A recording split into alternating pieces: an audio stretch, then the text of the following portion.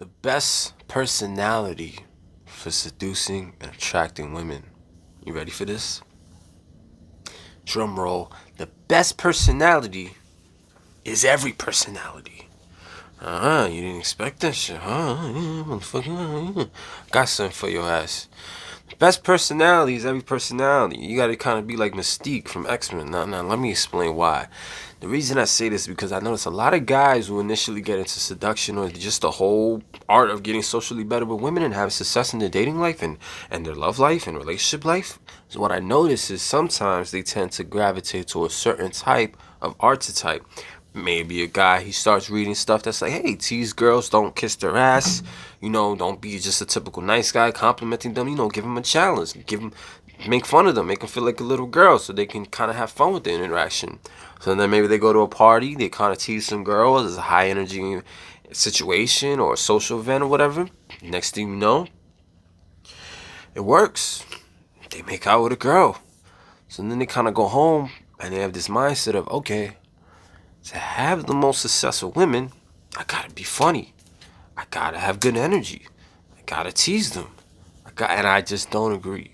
This is something that I used to struggle with when I was younger. I used to think to myself, okay, I'm at my best when I'm having fun, when I'm teasing girls, and that whole kind of thing. But then there were other times where, because I put so much emphasis on that, when there were times in a date where I wasn't like that, maybe I was more serious, maybe I just happened to be more serious that day. Some serious shit happened, I'm serious. Then suddenly the girl is looking at me like, what's wrong? Like, why you not being yourself? Why you not being up? And that's like one of the biggest disadvantages with thinking that, okay, in order to get girls, I have to be funny and teasing and the life of the party, or I gotta be super smooth and sexy and over the top that way. That's like one of the main problems with that whole thinking. Is because in reality, you have a whole spectrum of emotions.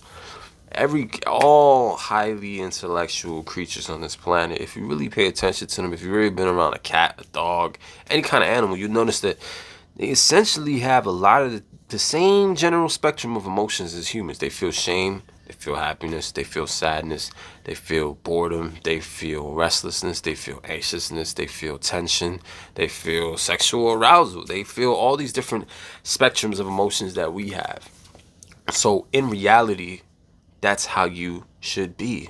A full ranging person, full of every spectrum of the emotion. If you can't attract girls being serious without joking, I don't really consider you someone that's really good at seducing women. If you have to turn on the funny joking thing just to get a girl, I don't really think of you as being super duper skilled when it comes to attracting women. Because at the end of the day, it shouldn't really matter. We all can emanate. Now, obviously, there's going to be contextual situations. If you're at a party, it's going to be a little more difficult being serious to get girls. It's going to help to be high energy. Likewise, sometimes in a casual situation, if you're just outside, it might be more difficult to be so high energy because now you kind of have to explain why you look like you're on crack, why you look like you just did a line of cocaine, why do you have so much energy talking to a stranger. Then you got to kind of add the, hey, I know this is really random, I'm just kind of this kind of person. You got to kind of add the disclaimers. This is just one of the many situations when you're talking to different girls, when you're attracting women in your life. You have to understand you can be whatever. Like, I used to think, okay, I gotta go up here on camera and be like, hi, this is YouTube guy, and I'm subscribed to my channel. And it's like, well, what if one day I wake up and I'm kind of serious, so I can't just go on camera and be more serious? That's like fucking depressing. Like, who wants to just be a robot pretending to be one emotion all the time? You have to be able to show different emotions because it rounds you out as a person, and it also puts less pressure on yourself. It also puts less pressure on her and lets her know that she can also be authentic in different kinds of ways. Sorry guys, I have a naked woman next to me. It's kind of distracting. It's not me bragging, it's just distracting. Know what you talking about? Oh yeah, just the different personality types. Just different personality types. You guys see that? It's in my nostrils. I'm not scratching my nose because I'm doing cocaine, okay? Because if it was coke, it'd be more of a dry sniff. It'd be like, I don't know, man. Probably shouldn't have even done that.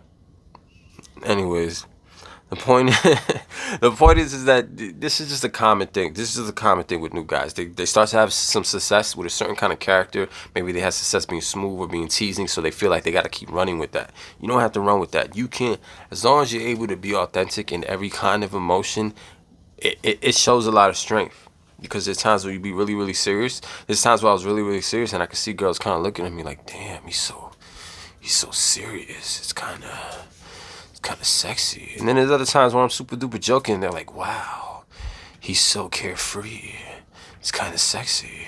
It's like, it doesn't really matter. The point is that you maintain the certain fundamentals of being a man, being an attractive person, and ultimately just being a man and being an independent, the leader of the sexes. Whether it be serious, whether it be joking, whether it be whatever, because we're everything. There's gonna be times where you talk to a girl and things are gonna get serious. You keep trying to be funny, you're just gonna end up not talking to her again. You're gonna end up not seeing her again because it's like, wow, the conversation never got serious enough to where you became a rounded out full person.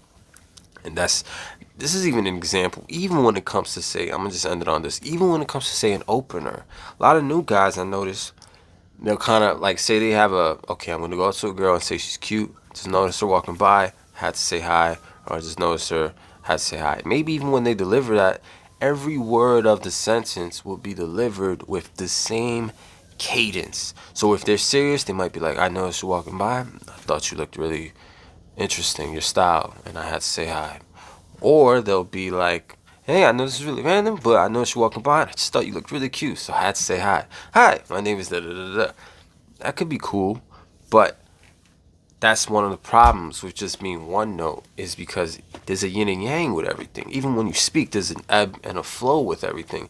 If I go up to a girl and, like, if I compliment a girl, something more light, if I compliment a girl, I'm like, I know this is really random. Nah, not as an opener. Let's just say I'm talking to a girl in general, and I say, I know this is really random and out of the blue, but you have a really nice butt.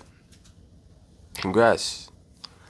You see how I kind of went high, and then I went low, and then I ended it a little high? There's an ebb and flow there. I could do the opposite. I could be like, I know this is really random, but I just had to tell you, you have a really nice butt. Congrats.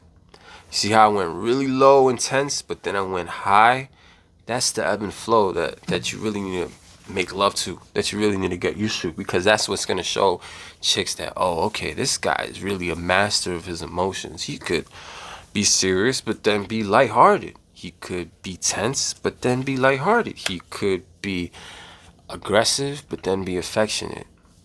That's the yin and yang. That's the plus negative. That's ultimately the push-pull that creates attraction, whether it be when it comes to your voice tone, whether it be when it comes to your personality, your energy, the way you speak, the way you communicate, the way you can make her feel, the tension you can create. Everything, man. When you become a master of that, you can become a master of a lot of different things. And being able to attract women and keep them in your life and make her happy as well as yourself happy, both of you happy, so where you create a nice symbiotic relationship that feeds into itself without feeling like, oh, I gotta give him this and she gotta give me this, and it's a nice circle that just feeds into itself. That's ultimately what's gonna last long term. It even comes down to the bedroom. Like, I always, like, a lot of people feel like, okay, how do I keep things fresh in the bedroom? Well, I'll do this new thing and that new thing. Only problem is that's like an equation where it's just like I do this and I do this and it just goes like this.